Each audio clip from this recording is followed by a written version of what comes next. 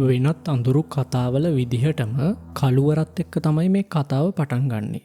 2020 මාර්තු 13 වෙනිදා පාන්දර හරියේ නෑෂ්විල් මෙට්‍රොපොලිටන් පොලිස් දෙපාර්තමේන්තුවට ඇක්සිඩන්ට් එකක් ගැන පණිවිඩයක් ලැබෙනවා. ටෙනසි ප්‍රාන්තයේ නෑෂ්විල් නගරය මායිමේ තියෙන ඒ පාරට නිලධාරීන් යනකොට ඒ අයට හම්බ වෙන්නේ මේ නගරයේ මෑත ඉතිහාසයේ සිද්ධ වුණ වඩාත්ම අවුල් සහගත සහ භයානක මිනිමැරුම් විමර්ශනයකට මඟ පාදන මලසිරුරු දෙකක්.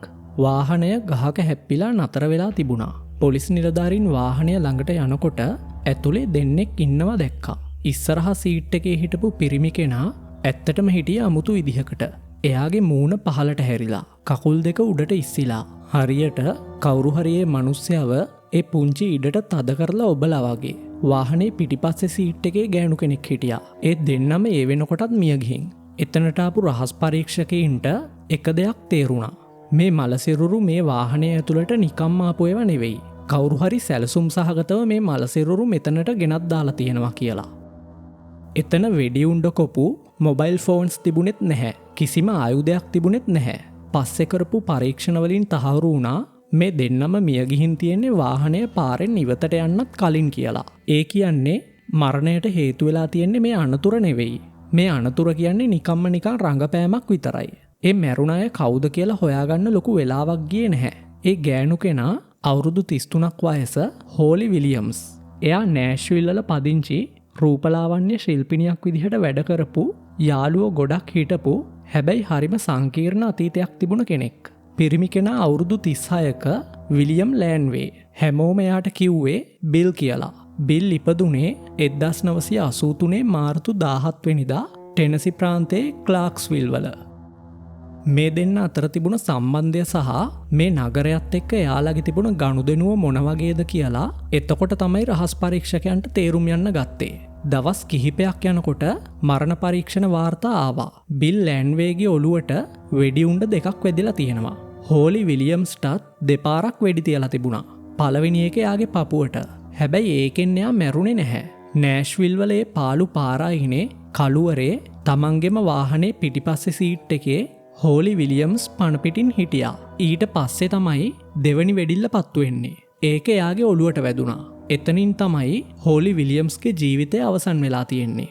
හෝලි විලියම්ස් සහ බිල් ලෑන්වේ ඒ කාර් එක ඇතුලේ මලසිරුරු බවට පත්ුනේ කොහොමද කියලා තේරුම් ගන්න නම් මුලින්ම අපි යාලා කවුද කියලා දැනගන්න ඕනේ. එයාගේ දෙමව්පියන්ගේ දික්කසාදයත් එක්ක තමයි හෝලි හැදුනේ වැඩුනේ. එයාට අම්මත් එක්ක තිබුණ සම්බන්ධය හරිම පළුදූණ එකක්. පස්සේ එයා එයාගේ තාත්තා සහ ස්ටෙප් මදර් එක්ක ජීවත් වෙන්න ගියා. හැබැයි තරුණ වයසට එද්දී හීන පස්සේ යන්න ඕනම කෙනෙක් ගන්න තීරණය හෝලිත් ගත්තා. Tamanට තිබුණ දේවල් ටිකත් අරගෙන එයා නෑෂ්විල් නගරයට ආවා. නෑෂ්විල් කියන්නේ අලුත් ජීවිතයක් පටන් ගන්න බලාපොරොත්තු දෙන නගරයක්. හෝලි මෙහෙට ඇවිත් තමන්ගේම කියලා ජීවිතයක් ගොඩනගා ගත්තා. එයා රූපලාවන්‍ය ශිල්පිනියක් විදිහට මහන්සි වෙලා වැඩ කළා. එයාට සහෝදර සහෝදරියන් 5 දෙනෙක් හිටියා. පවුලේ ප්‍රශ්න තිබුණත් හෝලි එයාලා එක්ක සම්බන්ධකම් පවත්වා ගත්තා. හැබැයි නෑෂ්විල් වල තිබුණ හෝලිගේ ජීවිතේ තවත් පැත්තක් තිබුණා. අපි ඒ කතාවට පස්සේ එමු. දැන් බිල් ලෑන්වේ. එයාට ආදරය කරපු කවුරුත් එයාට විලියම් කියලා කිව්වේ නැහැ. හැමෝටම එයා බිල්. බිල් කියන්නේ ඕනම තැනක කැපී පෙනෙන ජනප්‍රිය ඒ වගේම හරිම ක්‍රියාශීලී කෙනෙක්. හැබැයි බිල්ගේ ජීවිතේ ඕනම මිනිස්සෙක්ව කඩාවට්ටන්න පුළුවන් තරම් ලොකු දුකකට මුහුණ දීලා තිබුණා. එයාගේ දුව මැඩිසන්ට මොලේ පිළිකාවක් කියලා දැනගන්නකොට එයාට වයස අවුරුදු 4යි. 2011 සැප්තැම්බර් 21 වෙනිදා එයා මිය ගිහින් තියෙනවා. මැඩිසන් නැති වුණාට පස්සේ බිල් සහ මැඩිසන්ගේ අම්මා ඩේනා ජෝන්ස් අතර තිබුණ සම්බන්ධයත් නැති වෙලා ගියා. ඒ සිද්ධියෙන් පස්සේ බිල් ලෑන්වේ සම්පූර්ණයෙන්ම වගේ වෙනස් වුණා. එයා නෑෂ්විල් වල නයිට් ලයිෆ් එකට ඇබ්බැහි වුණා. 2018 අවුරුද්දේ පැවැත්වුණ සංගීත ප්‍රසංගයකදී තමයි හෝලි සහ බිල් මුණ ගැහෙන්නේ. මේ දෙන්නව ළඟින් ඇසුරු කරපු යාළුවෝ නෑදෑයෝ වගේ අය කියලා තියෙන විදිහට නම් මේ සම්බන්ධය හරිම ටොක්සික් එකක්.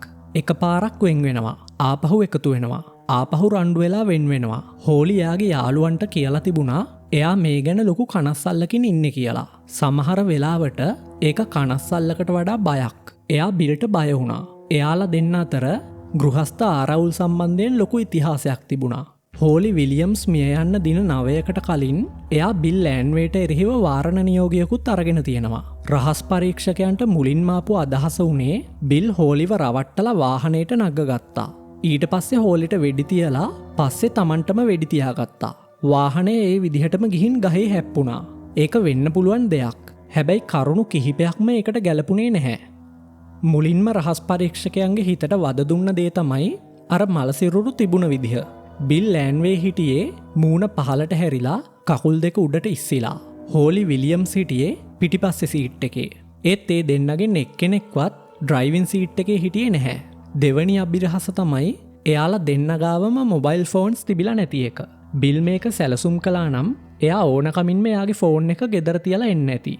හැබැයි හෝලි ඇයි ෆෝන් එක නැතුව යන්නේ? කවුරු හරි යාව බලහත්කාරයෙන් අරන් ගියා නම් විතරයි එහෙම වෙන්න පුළුවන්. තුන්වෙනි අභිරහස තමයි එතන කිසිම තුවක්කුවක් තිබුණේ නැති එක. බිල් හෝලිට වෙඩි තියලා එයාටම වෙඩි තියාගත්තනම් ඒ තුවක්කුවේ කාර් එක ඇතුලේ තියෙන්න ඕනේ. හැබැයි මේ අනතුර සිද්ධ වුණ අවට කොහෙවත් තුවක්කුවක් තිබිලා නැහැ. ඊට පස්සේ රහස් පරීක්ෂකයෝ කෙලින්ම ගියේ හෝලිගේ ගෙදර තිබුණ CCTV කැමරා ෆුටේජ් පරීක්ෂා කරන්න.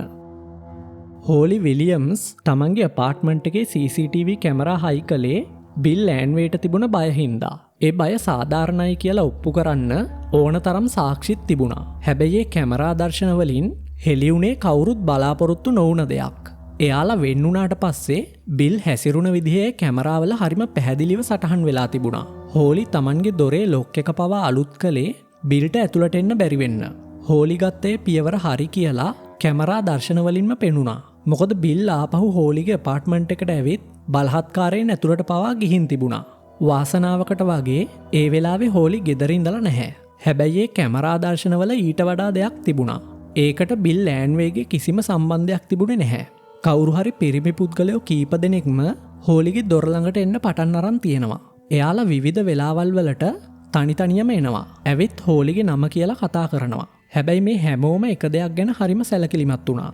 ඒ තමයි තමන්ගේ මූණ කැමරාවට පේන්න නොදී ඉන්න එක. 2020 මාර්තු 10 වෙනිදා හෝලි විලියම්ස් මිය යන්න හරියටම දවස් 3කට කලින් මිනිස්සු 3 දෙනෙක් එයාගේ අපාර්ට්මන්ට් එකට ඇවිත් තියෙනවා. එයාලා සම්පූර්ණයෙන්ම කළු ඇඳුම් ඇඳලා හිටියේ. මූණු ආවරණය කරලා. එයාලා දොර ළඟ ඉඳන් දිගින් දිගටම කිව්වේ එයාලට හෝලි එක්ක කතා කරන්න විතරයි ඕනේ කියලා. ඒ වෙලාවේ හෝලි ගෙදර හිටියා. එයාට ඒ සද්ද ඇහුණා. හැබැයි එයා දොර ඇරියේ නැහැ. රහස් පරීක්ෂකයන් මේ දර්ශන හරිම සූක්ෂමව පරීක්ෂා කළා. ඒ මිනිස්සුන්ගේ ෆොටෝස් ප්‍රසිද්ධ කළා. එයාලා හිතුවා කවුරු හරි එයාලව අඳුරගනී කියලා. හැබැයි කිසිම ප්‍රයෝජනයක් වුණේ නැහැ. හැබැයි මේ කැමරා දර්ශන වලින් එක දෙයක් ස්ථිර වුණා. හෝලි විලියම්ස්ව ඉලක්ක කරලා තියෙන්නේ බිල් ලෑන්වේ එක්ක තිබුණ ප්‍රශ්නයක් නිසා නෙවෙයි. කණ්ඩායමක් එකතු වෙලා දින ගණනාවක් තිස්සේ එයාගේ පස්සෙන් ඇවිත් තියෙනවා. මේක සංවිධානාත්මක අපරාධයක්. ඒ නිසා රහස් පරීක්ෂකයන් හෝලි විලියම්ස් ගැන මීට වඩා ගැඹුරින් හොයන්න පටන් ගත්තා. හෝලි විලියම්ස්ට තවත් නමක් තිබුණා. වයස අවුරුදු 18 ඉඳලම එයා එස්කෝට් කෙනෙක් විදිහටත් වැඩ කරලා තියෙනවා. රූපලාවන්‍ය ශිල්පිනියක් විදිහට එයා කරපු වෘත්තියට අමතරව තමයි එයා මේ දේ කළේ. මේ ජීවිත දෙක එයා ගොඩක් දුරට තියාගත්තේ එකකට එකක් වෙන් කරලා. එයාගේ මේ එස්කෝට් ජීවිතය ඇතුලේ හැමෝම එයාව දැනගෙන හිටියේ ලෙයිලා ලව් කියන නමින්. එයාගේ ගනුදෙනුකරුවන් අතරේ සල්ලි තියෙන ඉහළ පෙළේ පිරිමි හිටියා. ඒ අතර හිටපු එක්කෙනෙක් තමයි වෙනත් ප්‍රාන්තයක ඉඳන් ආපු ධනවත් ව්‍යාපාරිකයෙක් වෙන එරික් මෝන්ඩ්. එයා සෑහෙන කාලෙක ඉඳන් හෝලිගේ ක්ලයන්ට් කෙනෙක්. එයා විවාහකයෙක්. එයාට ඕන තරම් සල්ලි තිබුණා. අන්තිමේදී මිනිස්සු දෙන්නෙක්ගේ ජීවිත බිලිගන්න හේතු වුණ ඒ භයානක තීරණය ගත්තෙත් මෙන්න මේ එරික් මෝගන්මයි. මොකද එයා හෝලිට ආදරය කරන්න පටන් ගත්තා. 2020 පෙබරවාරි මාසේ අන්තිම වගේ වෙනකොට එරික් මෝන්ඩ් එක දෙයක් තදින්ම විශ්වාස කරන්න පටන් ගත්තා. ඒ තමයි හෝලි විලියම්ස් තමන්ව බ්ලැක්මේල් කරලා සල්ලි කඩාගන්න හදනවා කියන එක. හෝලි තමන්ගේ වයිෆ්ට, තමන්ගේ බිස්නස් පාර්ට්නර්ස්ලට, තමන්ගේ සමාජයට මේ සම්බන්ධය ගැන කියයි කියලා එයා බය වුණා. තමන් ගොඩනගාගත්ත ලෝකයම විනාශ වෙන්න යනවා කියලා මෝන්ට දැනුණා. ඇත්තටම එතන තර්ජනයක් තිබුණා. ඒක ඇත්ත. හැබැයි ඒ තර්ජනය එන්නේ කාගෙන්ද කියන තැන තමයි එයාට වැරදුනේ. බිල් ලෑන්වේට හෝලි සහ මෝන්ඩ් අතර තිබුණ සම්බන්ධය ගැන ආරංචි වෙලා තිබුණා. ආර්ථික ප්‍රශ්නවලින් හෙම්බත් වෙලා හිටපු බිල් හෝලිගේ නම පාවිච්චි කරලා එරික් මෝන්ඩ්ව බ්ලැක්මේල් කරන්න පටන් ගත්තා. මේ කිසිම දෙයක් ඇත්තටම දන්නේ නැති එරික් මෝන්ඩ් හිතුවේ තමන්ට මේ කරදර කරන්නේ තමන් ආදරය කරපුේ ගෑනු ළමයාම තමයි කියලා. මෝන්ඩ් මේ ප්‍රශ්නය විසඳගන්න මැදිහත්කරුවන් පිරිසක් සම්බන්ධ කරගත්තා. ඒ ජාලයේ මැද හිටපු පුද්ගලයා තමයි ගිල් පෙලාඩ්. එයා ස්පියර් ටිප් සෙකියුරිටි කියන ආයතනය යටතේ වැඩ කරපු ආරක්ෂක කොන්ත්‍රාත්කරුවෙක්. පෙලාඩ් හැමෝටම කිව්වේ එයා ඊශ්‍රායල බුද්ධ්‍යංශයේ හිටපු නිලධාරියෙක් කියලා. හැබැයි ඒක බොරුවක්. ඒ වෙනකොට එයා ලොකු ආර්ථික පීඩනයක ඉඳලා තියෙන්නේ. ඉතින් සල්ලි වෙනුවෙන් එයා ඕනම ජරා වැඩක් බාරගන්න සූදානම් වෙලා හිටියේ. පෙලාඩ් මෝන්ට තවත් මිනිස්සු දෙන්නෙක්ව හඳුන්වලා දුන්නා. ඒ තමයි ඇඩම් කේරි සහ බ්‍රයන් රොක්වේ. මේ අය නියෝගයක් ලැබුණොත් ඕනම වෙලාවක මිනිමරන්න උනත් පසුබට වෙන්නේ නැති මිනිස්සු. අන්තිමේදී එරික් මෝන්ඩ් ඒකට අනුමැතිය දුන්නා. පස්සේ කාලෙක FBI ආයතනයේ මේ ගැන සම්පූර්ණ පරීක්ෂණයක් පවත්වලා හොයාගත්තා මේ මුළු මෙහෙයුම වෙනුවෙන් විතරක් මෝන්ඩ් අදාළ පුද්ගලයන් 3 දෙනාට ඇමරිකානු ඩොලර් මිලියනයකට ආසන්න මුදලක් ගෙවලා තියෙනවා කියලා. මේ මිනිමැරුම් සිද්ධ වෙන්න දවස් කීපයකට කලින් ඇඩම් කේරි හෝලිවයි බිල්වයි දිගටම ලුහු බැඳලා තිබුණා කියලත් පරීක්ෂකයන් පස්සේ කාලෙක තහවුරු කරගත්තා. ඒ වගේම හෝලිටයි බිල්ටයි දෙන්නටම ඩිස්පෝසබල් මොබයිල් ෆෝන් එකක් කරහා පණිවිඩත් යවලා තිබුණා. 2020 මාර්තු 12 වෙනිදා රෑ 11:40ට විතර හෝලි සහ බිල් එයාගේ අපාර්ට්මන්ට් එකෙන් එළියට යනවා කැමරාවේ සටහන් වෙලා තියෙනවා. ඊළඟට ඒ කැමරාවේ ඕඩියෝ එකට එක දෙයක් අහු වුණා. ඒ තමයි වාහනයක් ස්ටාර්ට් කරන සද්දයක්. පිරිමි කෙනෙක් සහ ගෑනු කෙනෙක් කෑ ගහන සද්දයක්. ඊට පස්සේ වෙඩිහඬවල් කීපයක්. පශ්චාත් මරණ පරීක්ෂණ වාර්තා සහ මේ වීඩියෝ දර්ශන අනුව එතන ඇත්තටම මොකක්ද වුණේ කියලා පරීක්ෂකයන්ට පැහැදිලිවම වටහා ගන්න පුළුවන් වුණා. ඇඩම් කේරි සහ බ්‍රයන් බ්‍රොක්වේ එතන හැංගිලා ඉඳලා හෝලි සහ බිල් අපාර්ට්මන්ට් එකෙන් එළියට ආපු ගමන් එයාලට පහර දීලා තියෙනවා.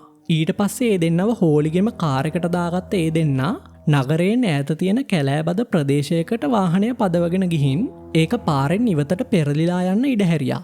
මේ සිදුවීමෙන් පස්සේ ඇඩම් කේරි සහ බ්‍රයන් බ්‍රොක්වේ ටෙනසි ප්‍රාන්තයේ මෙම්ෆිස් නගරයට ගිහින් තියෙනවා.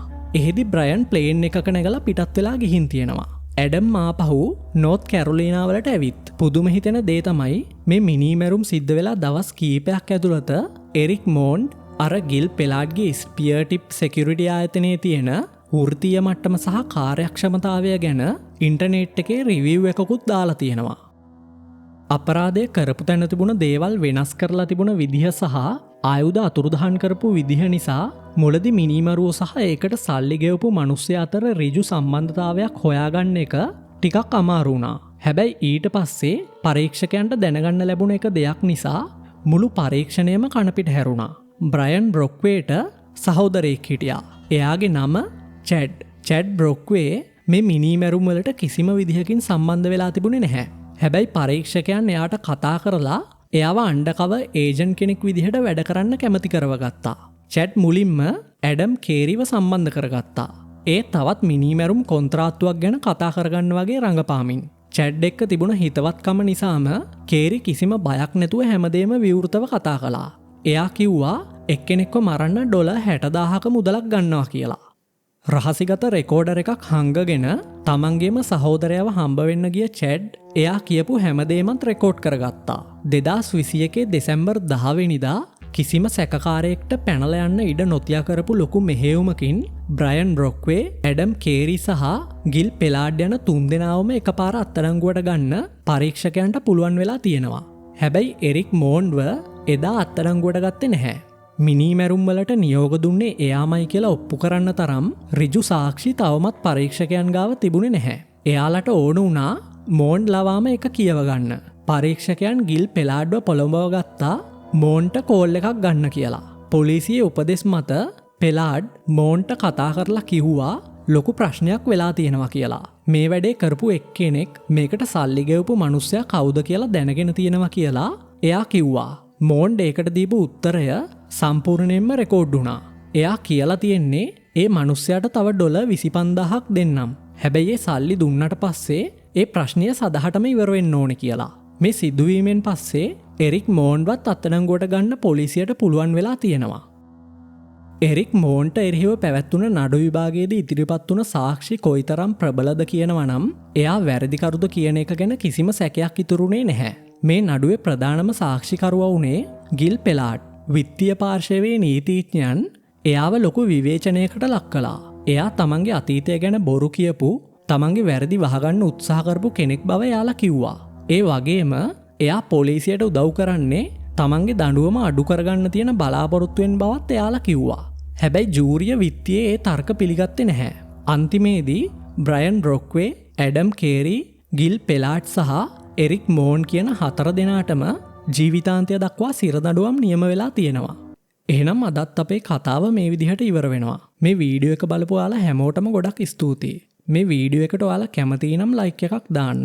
මේ වගේ වීඩියෝස් තවත් බලන්න කැමති නම් ලෝන්සීක කියන අපේ channel එක subscribe කරලා bell icon එකත් click කරලා තියාගන්න.